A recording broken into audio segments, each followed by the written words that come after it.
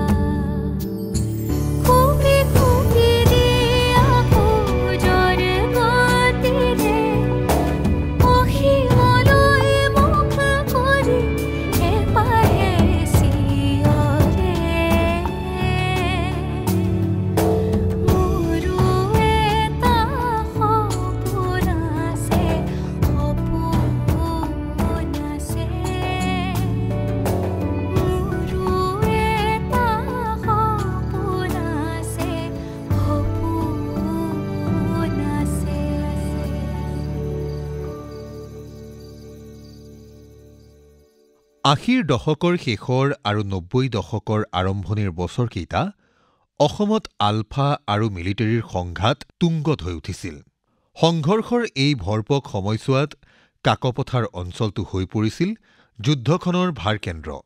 সেই উত্তেজনাময় বাতাবৰণে মোৰ দৰেই অগণন শিশুৰ শৈশৱক বাৰুকৈয়ে প্ৰভাৱান্বিত কৰিছিল। ইতিমধ্যে আমাৰ অঞ্চলত মিলিটাৰী প্ৰৱেশ কৰিছিল। আন্ধাৰ বৰণৰ শাৰী শাৰী মিলিটাৰীৰ গাড়ীবোৰ দুমদুমা আৰু কাকপথাৰ হৈ ডিৰাক গেটত ৰাখিছিলহি। কেতিয়াবা ডিৰাক গেটৰ পৰা আগুৱাই চিটপানী হৈ বৰডুমচা পৰ্যন্ত পাইছিলহি। গাড়ীবোৰ চিটপানীত ৰখালে তাতে মিলিটাৰী নামি কৈলাশপুৰ পাইছিলহি। কৈলাশপুৰৰ পৰা গাঁৱৰ ভিতৰলৈ সোমাইছিলহি। মদাৰখাট, নামখুলুং, শুৱনি পথাৰ ইত্যাদি ঠাইলৈকে মিলিটাৰীয়ে পিয়াপি দি ফুৰিছিল। শাৰী শাৰীকৈ অহা গাড়ীবোৰৰ মাত আমি বহুত দূৰৈৰ পৰাই শুনিছিলোঁ। মিলিটাৰীৰ গাড়ীৰ মাত শুনাৰ ঠিক এঘণ্টামানৰ পাছতে কৈলাশপুৰৰ ৰাস্তাত আমি মিলিটাৰী দেখিবলৈ পাইছিলোঁ। আমাৰ গাঁৱৰ সন্মুখত এখন বিস্তীৰ্ণ পথাৰ থকাৰ হেতুকে পথাৰৰ সিটো পাৰত কৈলাশপুৰৰ পথত মিলিটাৰী আহি খোজ দিলেই আমি ঘৰৰ পদূলিৰ পৰাই সিহঁতক দেখা পাইছিলোঁ। গছৰ ছাঁৰ দৰে পোছাক পিন্ধা শাৰী শাৰী মিলিটাৰীৰ দল যেতিয়া ভিতৰৰ গাঁওবোৰলৈ আগুৱাই গৈছিল তেতিয়া ভয়ত আমাৰ চেতনা যোৱাৰ উপক্ৰম হৈছিল। মা বা আইতাই সতৰ্কৰ বাণী শুনাইছিল, হেই, আজি যাৰে ভাগ্য বেয়া তাৰে পিঠি বহল হ'ব। কেতিয়াবা মিলিটাৰীবোৰ আমাৰ গাঁৱত প্ৰৱেশ নকৰাকৈ ভিতৰৰ গাঁওবোৰলৈ গৈছিলগৈ আৰু কেতিয়াবা আমাৰ গাঁৱলৈও সোমাই আহিছিল। আমাৰ গাঁৱৰ ৰাস্তাত মিলিটাৰী দেখা মাত্ৰকে মাহঁতে চেপা মাতেৰে আমাক নিৰ্দেশ দিছিল, ল'ৰাহঁত এতিয়া ঘৰৰ ভিতৰত সোমা, পদূলিত মিলিটাৰী।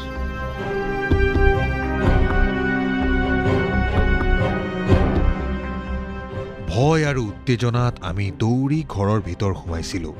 প্ৰাপ্তবয়স্ক পুৰুষসকল প্ৰায়ে ঘৰৰ ভিতৰত নোসোমাই হাবিৰ মাজলৈ দৌৰিছিল। কেতিয়াবা মিলিটাৰী আহি ঘৰৰ চোতালত ৰৈছিলহি। গপ গপকৈ ঘৰৰ চাৰিওফালে দুপাক ঘূৰিছিল, তাৰ পাছত দুৱাৰমুখত ৰৈ চিঞৰিছিল, ঘৰ মে কৌন হে?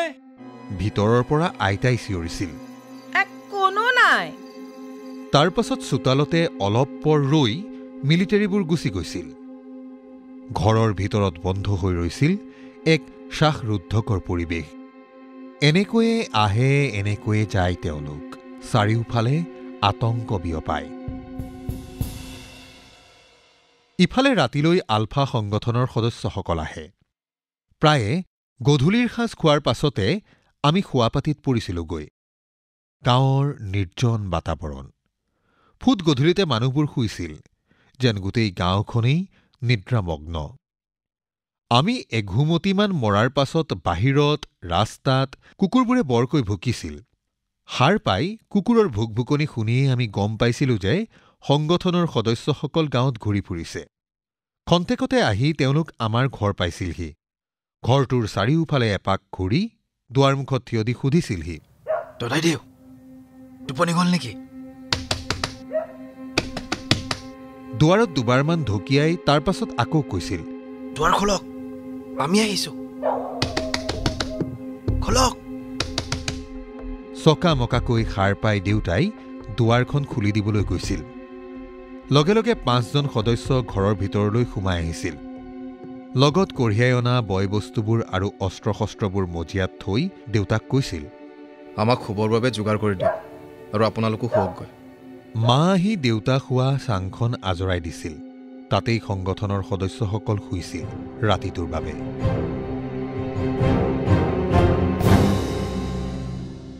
এইদৰে বহু আহিছিল, বহু গৈছিল। কিন্তু এবাৰ অহা কেইজনমান সদস্যৰ কথাই আমাৰ ল'ৰালি মনত ভালকৈ সাঁচ বহুৱাই থৈ গৈছিল। তেওঁলোক আহিছিল মাজনিশা, গাঁওখন নিঃপালি দি শুই থকাৰ পৰত। কাতি মাহৰ হিমচেঁচা শীতকো নেওচি তেওঁলোক ওলাইছিলহি। কুকুৰে ৰাউচি পাৰোঁতেই দেউতাই সাৰ পাই গৈছিল। ইমান ৰাতি ক'ৰ পৰা নোলালহিও? গধূলিতে আহিব নোৱাৰে জানো ইহঁত? পিছে দুৱাৰ খুলি দেউতাই দেখিলে এজন এজনকৈ সংগঠনৰ 10জন সদস্য। দেউতাই চিন্তিত হৈ ক'লে, বোপাহঁত, আমাৰ ঘৰত 10জন নধৰিব নহয়। দেউতাই আমাৰ ঘৰত আটাইকেইজন নধৰিব বোলাত তেওঁলোকৰ দলপতিজনে 5জনক কাষৰ বৰ্তাহঁতৰ ঘৰলৈ পঠিয়াই দিলে। পিছদিনা পুৱা তেওঁলোক আমাৰ ঘৰৰ মানুহতকৈ আগেয়ে শোৱাৰ পৰা উঠিল। খেনুৱে কেঁচা তামোলৰ বাকলিৰে আৰু খেনুৱে এঙাৰেৰে দাঁত ঘঁহিলে। মুখ ধুবলৈ মায়ে পিতলৰ ঘটিত পানী আনি দিলে। ঘটিৰ পৰা পানী বাকি বাকি চোতালৰ ৰবাব টেঙাজোপাৰ কাষতে আটায়ে মুখ ধুলে। মুখ ধুই হোৱাৰ পিছত মায়ে আটাইকে পানী খাবলৈ মাতিলে। গিলাচত চেনি নিদিয়া গৰম পানী, লগত এডোখৰকৈ গুড়। পানী দিবৰ সময়ত মায়ে সুধিলে, আপোনালোকৰ ঘৰবোৰ ক'ত ক'ত? শকত চাপৰজনেই মাত মাতিছিল। মই শিৱসাগৰৰ। তাৰ পাছত তেওঁ এজন এজনকৈ চিনাকি কৰাই দিছিল। এওঁ ঢলাৰ, এওঁ বৰালিৰ। অনুমান কৰা হৈছিল যে সেই শকতজনৰ নেতৃত্বত বাকীকেইজন আমাৰ ঘৰলৈ আহিছিল। তেওঁ সময়ে সময়ে কৰ্তৃত্ব সুলভেৰে বাকীকেইজনক ইটো সিটো কৰিবলৈ আদেশ দিছিল। দুপৰীয়ালৈ আটাইকেইজনে তেওঁলোকৰ কোঠাৰ মজিয়াত পঢ়ি লগত অনা অস্ত্ৰ-শস্ত্ৰবোৰ পৰীক্ষা কৰি আছিল। আমি ল'ৰাহঁতে দুৱাৰৰ কাষত ৰৈ জুমি জুমি চাইছিলোঁ। তেওঁলোকে যুদ্ধত ব্যৱহাৰ কৰা অশেষ বস্তু আনিছিল। প্ৰত্যেকৰে হাতত আছিল একোটাকৈ AK-47। কঁকালত মেৰিয়াই থব পৰা এপাত বেল্টত অলেখ হেণ্ড গ্ৰেনেড ওলমাই থোৱা আছিল। এটা প্ৰকাণ্ড পিঠিত লোৱা বেগ, য'ত সোমাই আছিল কাপোৰ, জৰুৰীকালীন প্ৰাথমিক চিকিৎসা সামগ্ৰী, মেপ, গুলী বাৰুদ ইত্যাদি। ৰবাব টেঙাটোৰ সমান ধাতুৰ পাত্ৰ এটাত হেনো পানী কঢ়িয়াই লৈ ফুৰিছিল। এই পাত্ৰটো কঁকালত ওলোমাই থব পাৰি। এজনে এনে এটা পাত্ৰ আমাৰ ওচৰলৈ দলিয়াই দি চিঞৰি উঠিছিল, বম ফুটিল, বম ফুটিল, বম ফুটিল, বম বম বম। আমি ভয়ত ত্ৰাসিত হৈ উঠিছিলোঁ। এজনে আমাৰ অৱস্থা দেখি বৰ ৰং পাইছিল। ৰঙতে হাঁহি হাঁহি কৈছিল, ভয় নকৰিবি, আহ। শকতজনে আমাক উদ্দেশ্যি কৈছিল, আছোনা, আমি কি আনিছোঁ চাবি আহ। আমি তেওঁলোকৰ কাষতে মজিয়াত বহি আছিলোঁ। লক্ষ্য কৰিছিলোঁ তেওঁলোকে কঢ়িয়াই লৈ ফুৰা বস্তুবোৰৰ অ'ত-ত'ত তেজৰ চেকুৰা। আনকি পিন্ধি থকা কাপোৰতো তেজৰ দাগ। দাগ লাগি আছিল অস্ত্ৰ-শস্ত্ৰবোৰতো। শকতজনে কৈছিল, ল, এই তিতা কাপোৰখন ল, আৰু AK-47ত লাগি থকা তেজবোৰ মোহাৰি চাফা কৰ। এজনৰ ভৰিত এডোখৰ কটা ঘাঁ, অন্য এজনে ঘাঁডোখৰ ফটা কাপোৰ এখনেৰে বান্ধি দিছিল। বান্ধি বান্ধি তেওঁ ধেমালিৰে কৈছিল, গুলী আহি ভাগ্যে ভৰিত লাগিল, মূৰত লগা হ'লে ইমান পৰে সিপুৰি পালিগৈহেঁতেন। এনেতে দেউতাই আহি সুধিছিলহি, পিছে ইমানবোৰ তেজৰ চেকা ক'ত লাগিল? সিদিনা টেঙাপানীত মিলিটাৰীৰ সৈতে আমাৰ যুদ্ধ হ'ল, তাতেই লাগি আহিল। তাৰ পাছত তেওঁ যুদ্ধত প্ৰতিপক্ষক হৰুৱাই তেওঁলোক এইখিনি কেনেকৈ পালেহি তাৰে এটি বিৱৰণ দিবলৈ ধৰিলে। টেঙাপানীলৈ মিলিটাৰী আহিব বুলি আমি আগতে খবৰটো পোৱাত আমি সেই ঠাইত দুদিনমান আগৰ পৰাই আছিলোঁগৈ। পথৰ এডোখৰ নিৰ্জন ঠাইত আমি বোমা পাতিছিলোঁ। বোমা পাতি থোৱা ঠাইৰ ওচৰতে দুঘৰমান মানুহ আছিল। আমি তাৰ পৰাই সকলো নিয়ন্ত্ৰণ কৰি আছিলোঁ। বোমা বিস্ফোৰণৰ আগে আগে আমি পথৰ দাঁতিৰ দ খাৱৈত লুকাই আছিলোঁ। মিলিটেৰী গাড়ী বোমা পাতি থোৱা ঠাই পোৱাৰ লগে লগে বুটাম টিপি দিছিলোঁ। লগে লগে প্ৰচণ্ড শব্দ কৰি মিলিটেৰী গাড়ী ওপৰলৈ উৰি গৈছিল। একোটা বৃহৎ জুয়ে গাড়ী চানি ধৰিছিল। গাড়ীৰ পৰা কেইটামান মিলিটেৰীৰ ক্ষত বিক্ষত শৰীৰ উফৰি আহি আমি ৰৈ থকা খাৱৈত পৰিছিলহি, আমাৰ ঠিক কাষতে। আমি ভাবিছিলোঁ আমাৰ ওপৰতে মিলিটেৰীৰ আক্ৰমণ। তৎক্ষণাত অস্ত্ৰ শস্ত্ৰ উলিয়াই আমি আক্ৰমণ কৰিবলৈ ধৰিলোঁ মিলিটেৰী কেইজনক। এনেদৰে আক্ৰমণ কৰোঁতেই তেওঁলোকৰ শৰীৰৰ পৰা তেজ ছিটিকি আহি আমাৰ গাত পৰিলে। আমি তৎক্ষণাত সেই ঠাই ত্যাগ কৰিলোঁ। চি বোপাহঁতে বাৰু ক'ৰ অজাতি মানুহৰ তেজ আনি ঘৰ সোমাইছেহি? অজাতিয়ে আমাৰ তেজ শুহি শেষ কৰিলে আইতা। সেইদিনা গধূলি সংগঠনৰ সদস্যকেইজনৰ হাতত কিছুমান নতুন যন্ত্ৰপাতি দেখা গৈছিল। যন্ত্ৰসমূহৰ প্ৰতি আমাৰ ঔৎসুক্য বাঢ়িছিল। আমি কিতাপৰ টেবুললৈ নগৈ তেওঁলোকৰ আশে পাশে অৱস্থান কৰিছিলোঁ। নতুন যন্ত্ৰবিদ অৰ্থাৎ ৱাৰলেছৰ যোগেদি তেওঁলোকে দূৰৈত থকা সতীৰ্থৰ সৈতে কথা পতা চাই আমি তবধ মানিছিলোঁ। তেনেতে ৱাৰলেছৰ যোগেদিয়েই কোনোবা অজান ঠাইৰ পৰা বাৰ্তা আহিছিল যে এই অঞ্চলটো তেওঁলোকৰ বাবে সুৰক্ষিত নহয়। ইতিমধ্যে মিলিটাৰী আহি অঞ্চলটোত উপস্থিত হৈছিলহি। ৰাতিটোৰ ভিতৰতে তেওঁলোকে এই অঞ্চল ত্যাগ কৰিব লাগে, শীঘ্ৰেই। সদস্যসকলক চিন্তিত হোৱা দেখা গৈছিল। হঠাৎ তেওঁলোকৰ তৎপৰতা বাঢ়িছিল আৰু অকণো পলম নকৰি তেওঁলোক আন্ধাৰৰ মাজত হেৰাই গৈছিল।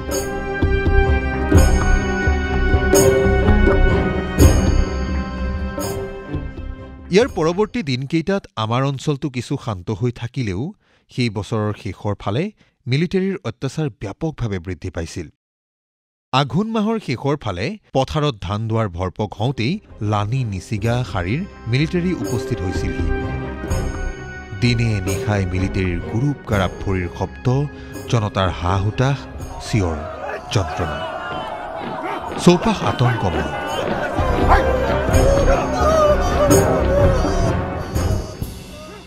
মই তেতিয়া তৃতীয় নে চতুৰ্থ শ্ৰেণীত পঢ়িছিলোঁ। আমাৰ গাঁৱৰ পশ্চিম দিশত আছিল মই পঢ়া প্ৰাথমিক বিদ্যালয়খন। আমাৰ বিদ্যালয়ত দুজন শিক্ষক আছিল। প্ৰধান শিক্ষকজন আহিছিল টঙনাৰ পৰা। ছাৰে বহুদূৰ বাট খোজেৰে আহিছিল। ফলত তেওঁ স্কুলত উপস্থিত হওঁতে প্ৰায়ে পলম হৈছিল।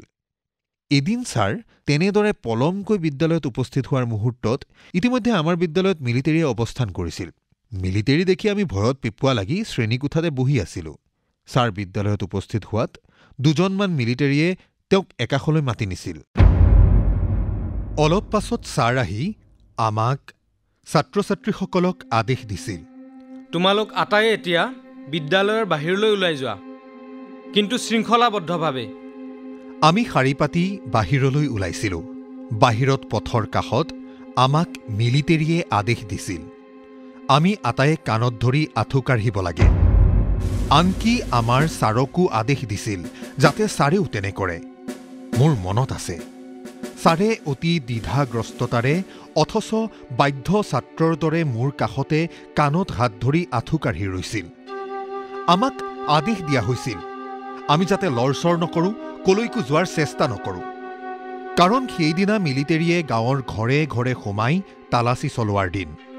এনে তালাচী চলোৱাৰ মুহূৰ্তত যদি কোনোবাই হকা বধা কৰে তেন্তে তেওঁ চৰম শাস্তিৰ সন্মুখীন হ'ব লাগিব। ইতিমধ্যে গাঁৱৰ সকলো মানুহকে অন্য এখন খেলপথাৰলৈ লৈ যোৱা হ'ল। মিলিটাৰীৰ আদেশত গাঁওখন এফালৰ পৰা খালী কৰি দিয়া হ'ল। তালাচী শেষ হ'লেই মানুহবোৰক ঘৰলৈ যাবলৈ দিয়া হ'ব, কিন্তু তেতিয়ালৈ সকলোৱে খেলপথাৰত থাকিব লাগিব, আঁঠু কাঢ়ি কাণত ধৰি। সুঠাম শৰীৰৰ ডেকাবোৰক অন্য এঠাইলৈ লৈ যোৱা হ'ল। বিনা দোষে সিহঁতৰ শৰীৰত চলিল অত্যাচাৰ। বাধা দিব খোজাজনৰ ওপৰত দুগুণ অত্যাচাৰ চলিল। এনে অমানুষিক অত্যাচাৰৰ কোবত খেনো হৈ পৰিল পংগু। আকৌ কিছুমান সাহসী ডেকাই পলাই গৈ ধাননিৰ মাজত সোমাল। কিন্তু কেতিয়াবা ধাননি পথাৰৰ পৰা দুই এক ডেকাক মিলিটাৰীয়ে উদ্ধাৰ কৰি আনিছিল। পাছত পলৰীয়া ডেকাই পোৱা শাস্তিৰ কথা শুনিলে মানুহে চকু পানী টুকিছিল। সেইদিনাই আমাৰ বিদ্যালয়ৰ দ্বিতীয়জন শিক্ষককো মিলিটাৰীয়ে ধৰি লৈ গৈ অমানুষিক শাস্তি দিছিল। বেলি লহিওৱাৰ পৰত মানুহবোৰক ঘৰাঘৰি যাবলৈ দিয়া হৈছিল। ভোক পিয়াহ আৰু নানান শাস্তিত ক্ষত বিক্ষত মানুহবোৰ বেগাই ঘৰলৈ ঢাপলি মেলিছিল। দিনটোৰ অন্তত মিলিটাৰীবোৰ উভতি যাবলৈ ওলাইছিল। আমাৰ অঞ্চলৰ আকাশ বতাহ কঁপাই শাৰী শাৰীকৈ তেওঁলোক উভতি গৈছিলগৈ। আন্ধাৰ হোৱাৰ পাছত ক'ৰ পৰা জানো আলফাৰ সদস্যসকল আমাৰ গাঁৱৰ অলিয়ে গলিয়ে আকৌ ওলাইছিলহি। তেনেকৈয়ে চলিছিল উৎপীড়নৰ এই শৃংখল।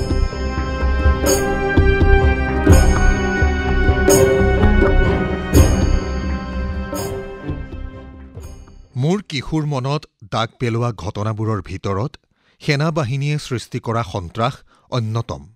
এই ঘটনাবোৰে মোৰ মস্তিষ্কত এনেদৰে চিন বহুৱাইছিল যে এতিয়াও মোৰ দুঃস্বপ্নত এনে ঘটনাবোৰেই পুনৰাবৃত্তি ঘটে। মই প্ৰায় সপোনত দেখোঁ যে মিলিটেৰীয়ে মোৰ পিছ লৈ আহিছে। মই পাৰ্যমানে পলাবলৈ চেষ্টা কৰিছোঁ। মই পলাব পৰা নাই। মিলিটেৰী মোৰ ওপৰত জঁপিয়াই পৰিছে। মই বাচিবলৈ যুঁজ দিছোঁ, কিন্তু মই পৰা নাই। মোক আক্ৰমণ কৰিছে। গুলী আহি মোৰ শৰীৰ পাৰ হৈ গৈছে। অথচ সাৰ পাই দেখিছোঁ মই জীৱিত। এই দুঃস্বপ্নটো মোৰ জীৱনত এতিয়ালৈকে কিমান বাৰ দেখিছোঁ তাৰ কোনো লেখ যোগ নাই।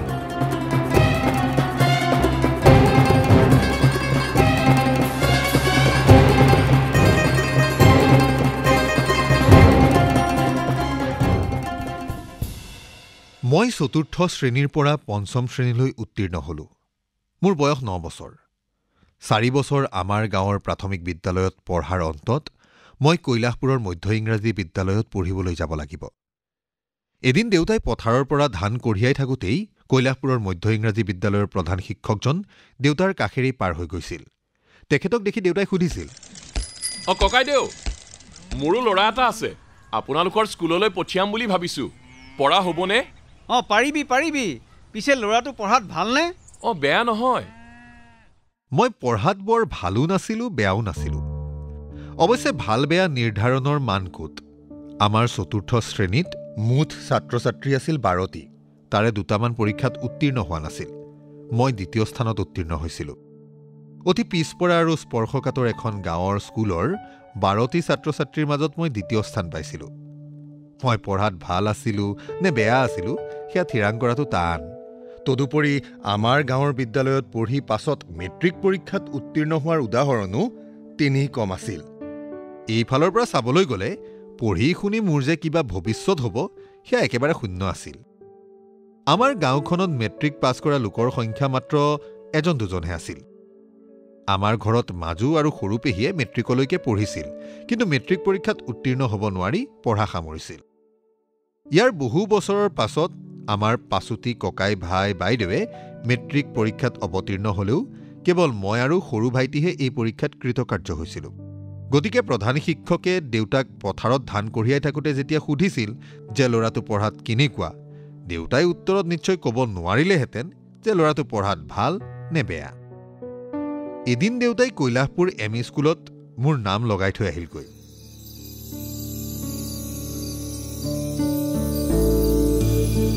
কথা শিল্প অনুষ্ঠানটিত শ্ৰোতাসকলে ডক্টৰ ৰুবুল মাউতৰ মোৰো এটা সপোন আছে গ্ৰন্থখনিৰ ধাৰাবাহিক পাঠৰ ৪ৰ্থ খণ্ডটি শুনিলে। পাঠ আগবঢ়ালে ঝুনা কংকন ভূঞাই। বিভিন্ন চৰিত্ৰত অভিনয় কৰিলে দেউতা ইন্দ্ৰজিৎ দাস, মা ৰুজি মুদৈ, আইতা অনামিকা বৰদলৈ বৰুৱা, প্ৰধান শিক্ষক ৰাজীৱ লোচন বৰঠাকুৰ, শিক্ষক শশাংক দীফালৈ, সংগঠনৰ নেতা সুদীপ্ত শৰ্মা ভৰালী, সংগঠনৰ সদস্য প্ৰাণজিৎ প্ৰীতম কলিতা আৰু মিলিটেৰী প্ৰসেনজিৎ দেৱ। শীৰ্ষগীতৰ কথা ইউৰেকা কাকতিৰ, সুৰ বৰষা বৰাৰ, কণ্ঠ সুকন্যা কাশ্যপ মহন্তৰ, সংগীত মনদীপ আৰু মনমিত মহন্তৰ, প্ৰযোজনা ইন্দ্ৰজিৎ দাসৰ। মোৰো এটা সপোন আছে গ্ৰন্থখনিৰ ধাৰাবাহিক পাঠৰ পৰৱৰ্তী খণ্ডটি শুনিবলৈ পাব অহা সপ্তাহৰ এই একেটা বাৰৰ এই একেই সময়তে।